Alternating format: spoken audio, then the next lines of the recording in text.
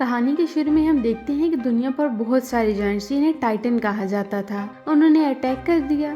वो बहुत बड़े, खौफनाक और वहशी थे। उन्होंने सब कुछ तबाह करके रख दिया।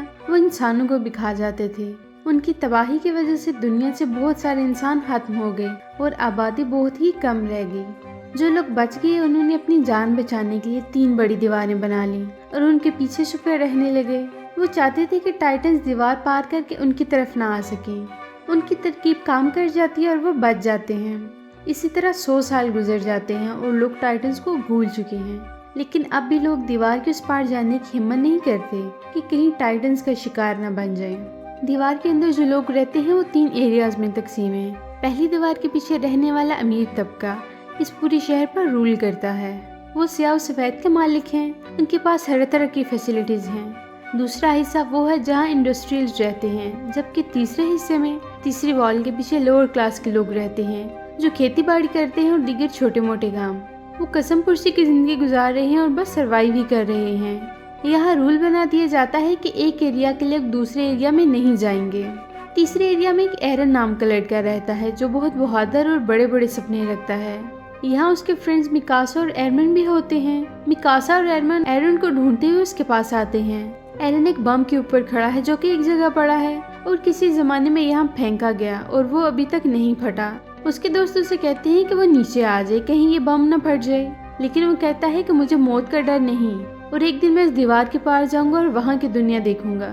उसे लगता है कि लोग उस दीवार के पास सिर्फ इसलिए जाते क्योंकि वहाँ टाइटन्स हैं। हालांकि टाइटन्स नहीं होते, ये लोगों ने सिर्फ बच्चों को डराने के लिए कहानियां बना रखी हैं। गवर्नमेंट उन्हें एक्सपेरिमेंट भी नहीं करने देती, ना कोई नई चीज इजाद करने देती है। एमन काफी टैलेंटेड होता है और वो नई नई चीजें इजाद कर सकता था। अब वो प्लान बनाकर एक दिन उस दीवार के पास पहुंच जाते हैं। दीवार के पास हमेशा आर्मी पहरा देती है। वो उनसे बचते हुए दीवार के पास पहुंचकर बातें कर रहे होते हैं कि कुछ सोल्जर्स उन्हें देख लेते हैं। वो उन्हें पकड़ लेते हैं। सोल्जर्स के साथ उनकी बहस होती है और वो उन्हें मारने वाले होते हैं कि आर्मी कैप्टन आ जाता है। वो एरन को जानता होता है इसलिए वो लोग बच जाते हैं। वो उसे समझा रहा होता है कि आइंदा ऐसी हरकत मत करना।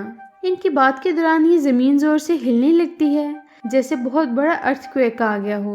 वो देखते हैं कि बड़ी दीवार के पीछे एक जलता हुआ जायंट टाइटन होता है। वो बहुत खौफनाक दिख रहा था। इन लोगों ने पहले कभी टाइटन नहीं देखा था इसलिए सब डर जाते हैं। वो खौफनाक जायंट टाइटन दीवार को पांव से ठोकरें मारना शुरू कर देता है और दीवार में सुराख कर देता है। आर्मी ऑफिसर अपने सोल्जर्स को उन पर अटैक करने का कहता है, लेकिन उनको हथियार चलाने की इजाजत नहीं थी। इसी दौरान वो देखते हैं कि वो जायंट जलता हुआ टाइटन हवा में कहीं गायब हो गया है और इस सुराख से टाइटन अंदर आना शुरू हो जाते हैं। वो इंसानों की तरह दिख रहे थे लेकिन उनका साइज बहुत बड़ा था। वो इंसानों पर अटैक कर देते हैं। आर्मी इन पर कैनन से फाइट करती है लेकिन वो जख्मी होने के बाद खुद ही हील कर जाते हैं, यानी कि उनको मारा नहीं जा सकता। उनके पास बहुत ज्यादा पावर्स हैं। वो इंसानों को कीड़े मकोड़ों और खाने की चीज के अलावा कुछ भी नहीं समझ रहे थे। वो उन्हें मसल रहे थे, मार रहे थे और खा रहे थे। उनका ये वैश्य रूप देखकर सोल्जर्स लड़ने के बजाय सुसाइड करना शुरू कर देते हैं। टाइटन्स ने शहर को तबाह करके रख दिया था और बहुत सारे लोग टाइटन्स के हाथों और भगदड़ की वजह से मारे गए। जो लोग बच गए वो सब भागकर शहर के एक बड़े हॉल की तरफ जाते हैं। उन्हें लगता है कि वहाँ वो सेफ होंगे, इसलिए सब एक दूसरे को कुचलते हुए अंदर जाने लगते हैं। एरन और मिकासा भी अंदर जाने लगते हैं, लेकिन मिकासा देखती है कि एक बच्ची बाहर है और कुचली जाएगी। वो उसको बचाने लगती है, लेकिन एरन लोगों की भीड़ में घसीटता हुआ हॉल के अंदर चला जाता है और मिकासा बाहर रह जाती है। अब हॉल का दरवाजा बंद कर दिया जाता है। एरन डोर खोलने की कोशिश करता है ताकि मिकासा को अंदर ला सके, लेकिन बाकी लोग उसे डोर खोलने नहीं देते और वहाँ एक क्रीपी टाइटन आ जाता है। मिकासा और बच्ची को उनके सामने ही खा जाता है और हर तरफ खामोशी छा जाती है। एरन किसी तरीके से हॉल से बाहर आ जाता है। वो देखता है कि सभी टाइटन्स ने हॉल को घेर कर रखा है और वो हॉल की छत तोड़ रहे हैं और छत तोड़कर वो लोगों को खाना शुरू कर देते हैं, जिसकी वजह से हॉल खून से भर जाता है और खून ऐसे बाहर आता है जैसे कोई नदी हो। अब 2 साल बाद का सीन दिखाया जाता है। हम देखते हैं एरिया 2 बिल्कुल सेफ था, लेकिन उनकी दीवार ज्यादा मजबूत थी इसलिए अन पर हमला नहीं हुआ और सिर्फ एरिया 3 के गरीब लोग इस हमले का शिकार बने। एरिया 3 के सर्वाइवर्स भी यहाँ आकर बस गए थे। एरिया 3 में टाइटन्स अब भी मौजूद हैं एरिया 2 में आबादी ज्यादा हो गई थी, इसलिए यहाँ खुराक की कमी हो रही थी, जिसकी वजह से लोग मरने लगे। अब लोगों को यही हाल नजर आता है कि वो अपने एरिया में जाकर टाइटन से मुकाबला करें और अपने एरिया से उनको निकाल कर वापस वहाँ रहने लगे। इसलिए वो एक आर्मी बनाते हैं और 2 साल की सख्त ट्रेनिंग देते हैं। इस आर्मी को एरन और उसका फ्रेंड एरविन भी ज्वाइन करते हैं ताकि वो मिकासा का बदला ले सकें। एरन को ये गिल्ट भी था कि वो मिकासा को नहीं बचा सका। इस आर्मी को एक कमांडर लीड कर रहा था जिसका नाम कबाल था। कबाल प्लान बनाता है कि हम रात के वक्त एरिया में जाएंगे और उस बड़े होल को ब्लास्ट करके बंद कर देंगे जहाँ से टाइटन अंदर आए। इसके लिए उन्हें इस होल के ऊपर ब्लास्ट करना होगा, मलबा नीचे गिरेगा और रास्ता बंद हो जाएगा, और यही एक प्लान था। अगर कामयाब हो गया तो वो सरवाइव कर सकते हैं, इसलिए ये डू और डाई मिशन है। उन्हें अपनी और आने वाली नस्लों के ये प्लान कामयाब बनाना ही था। उनके पास ये एक्सप्लोसिव एक आखिरी रास्ता है। वेपन हेड अपने डिफरेंट वेपन्स दिखाती है जिनमें उड़ने वाले वेपन्स भी शामिल हैं। उनका प्लान था कि वो टाइटन्स के गले पर अटैक करेंगे। ये टाइटन्स की कमजोरी है, अगर वार जोरदार हुआ तो वो मारे जाएंगे और ये जख्म हील भी नहीं कर पाएंगे। अब सब लोग जंग के लिए निकल पड़ते हैं। आगे जाकर उन्हें एक बेबी की आवाज आती है। वो समझते हैं कि किसी बेबी को हमारी हेल्प की जरूरत है, तो एक लेडी उसकी तरफ जाती है। एरन भी उसके पीछे जाता है। वहाँ वो देखते हैं कि ये तो टाइटन का बच्चा है। वो उन्हें पकड़ने की कोशिश में नीचे गिर जाता है और रोने लगता है। उसके रोने की आवाज सुनकर सब टाइटन्स उनकी तरफ आने लगते हैं और घेर लेते हैं। इस मौका पर कमांडर कबाल सेल्फिशनेस दिखाकर और वहाँ से वेपन वाली गाड़ियाँ लेकर भाग जाता है। वो बुज़दिल निकला था। टाइटन्स इन सबको घेर लेते हैं। एरन के फ्रेंड को एक टाइटन पकड़ लेता है, लेकिन एक सोल्जर आकर उसे बचा लेता है। अब हम देखते हैं कि वहाँ फेमस टाइटन किलर शेकिशिमा आ जाता है। वो टाइटन्स का शिकार किया करता था। उसके साथ मिकासा भी होती है। जी हाँ, मिकासा जिंदा थी। अब दोनों टाइटन से फाइट करने लगते हैं। मिकासा एरन को कोई भी फीलिंग नहीं दिखा रही थी। वो वहाँ सिर्फ अपने बदले पर फोकस किए हुए थी। जब टाइटन मिकासा को खाने लगा तो शेकिशिमा ने उसे बचाया और टाइटन से लड़ना सिखाया। शेकिशिमा एरन को टाइटन्स को मारने का सीक्रेट बताता है। वो कहता है कि अपने गुस्से को आज़ाद छोड़कर इन पर टूट पड़ो। हमारे दुश्मन टाइटन नहीं बल्कि हमारा डर है जो हमें छुपने पर मजबूर करता है। कमांडर कबाल बताता है कि हमें जो सीक्रेट वेपन चाहिए थे वो सीक्रेट जगह पर नहीं थे बल्कि एक अंडरग्राउंड केव में थे, और हमें कोई तो गद्दार है जिसकी नज़र उन पर थी, इसलिए मुझे जाना पड़ा। अब वो वेपन लोड करना शुरू कर देते हैं, लेकिन इसी दौरान यहाँ टाइटन्स आ जाते हैं और 2 लोगों को खा जाते हैं। कमांडर को यहाँ भी एक्सप्लोजिव की पड़ी थी। कोई चोर वो वेपन्स लेकर भाग रहा था। एक लेडी जिसके हस्बैंड को टाइटन ने खा लिया था, वो उस चोर पर अटैक करके गाड़ी से बाहर फेंक देती है। खुद एक्सप्लोसिव वाली गाड़ी चलाने लगती है। वो एक्सप्लोसिव को आग लगाकर टाइटन्स के पास जाती है और गाड़ी उनसे टकरा देती है। बहुत बड़ा ब्लास्ट होता है, लेकिन टाइटन्स को कुछ भी नहीं हुआ था। उनकी आखिरी उम्मीद भी अब जा चुकी थी। इस सूरत हाल में सेल्फिश कबाल एक बार फिर उन्हें छोड़कर चला जाता है। टाइटन्स ने उन्हें घेर लिया था। एरन भी हिम्मत हार जाता है, लेकिन फिर उसे शेकिशिमा की गुस्से वाली बात याद आती है, तो टाइटन्स पर अटैक कर देता है और कुछ टाइटन्स को मार देता है। फाइट के दौरान उसका एक पाँव जख्मी हो जाता है। एक टाइटन एरन के फ्रेंड को पकड़ लेता है। एरन का पाँव जख्मी है, इसलिए वो उठ नहीं पाता। वो हिम्मत हार रहा था, लेकिन वो फिर से हिम्मत जुटाता है और अपने दोस्त को एरन उस वक्त बचा लेता है जब उसे बस खाने वाला ही था। उसका एक हाथ भी नहीं रहता। फिर वो टाइटन एरन को खा जाता है। एरन देखता है कि वो टाइटन के पेट में और आहिस्ता आहिस्ता डाइजेस्ट हो रहा है। मिकासा उस टाइटन पर अटैक करती है, लेकिन वो भी जख्मी हो जाती है। उसका व्हीकल खराब हो चुका था। अब टाइटन उसकी तरफ बढ़ने लगता है, लेकिन अचानक से उस टाइटन के पेट में हिलजुल होती है और उसके मुंह से एक बहुत बड़ा हाथ बाहर आता है और एक बड़ा सा जायंट बाहर निकलता है। वो जायंट बाकी टाइटन्स को मारने लगता है और फिर वो भी कमजोर होकर गिरने लगता है। सब देखते हैं कि ये तो एरन है। यहाँ शेकिशिमा कहता है कि उसकी नेक का पीछे का हिस्सा काट दो।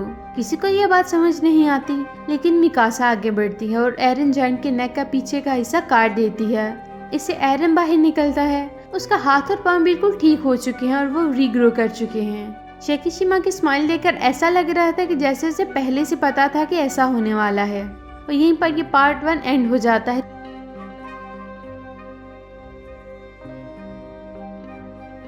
कहानी की शुरुआत में हम पास्ट का एक सीन देखते हैं, जहां एरन के फादर एरन के बॉडी में एक वैक्सीन इंजेक्ट कर रहे होते हैं। कमांडर भी उनके साथ था। एरन की माँ ने ये सब करने से मना करती है, लेकिन वो कहते हैं कि फ्यूचर में ये वैक्सीन मेरे बच्चे की हेल्प करेगी ताकि वो लोगों की हेल्प कर सके। इसी दौरान गवर्नमेंट के बंदे वहाँ आ जाते हैं। एरन के फादर एरन और कमांडर को एक जगह छुपा देते हैं। उन्हें शक था कि एरन के फादर कुछ एक्सपेरिमेंट कर रहे हैं, जबकि आम आदमी को कोई भी एक्सपेरिमेंट या इन्वेंशन करने की इजाज़त नहीं होती। इसलिए वो एरन के पेरेंट्स को पकड़ लेते हैं। इनमें कमांडर कबाल भी शामिल था। जाते हुए उनके सारे एक्सपेरिमेंट्स को जला देते हैं। कमांडर इसी वजह से एरन को पसंद करते थे। वो जानते थे कि एरन इस वैक्सीन की मदद से लोगों के काम आएगा। एरन की जब आंख खुलती है तो वो देखते हैं कबाल ने उसे पकड़ रखा है, क्योंकि एरन कबाल के लिए खतरा था।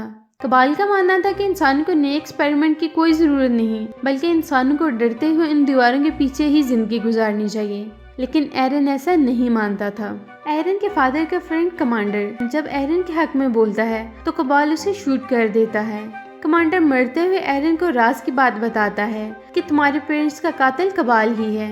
इस दौरान वह एक पावरफुल जायंट अटैक कर देता है। वो आते ही एरन को पकड़ता है। सब उस पर अटैक करते हैं, लेकिन काबू में नहीं आ रहा था। जब एरन के फ्रेंड को मारने की कोशिश करता है तो मिकासा उसे रोकती है, तो वो रुक जाता है।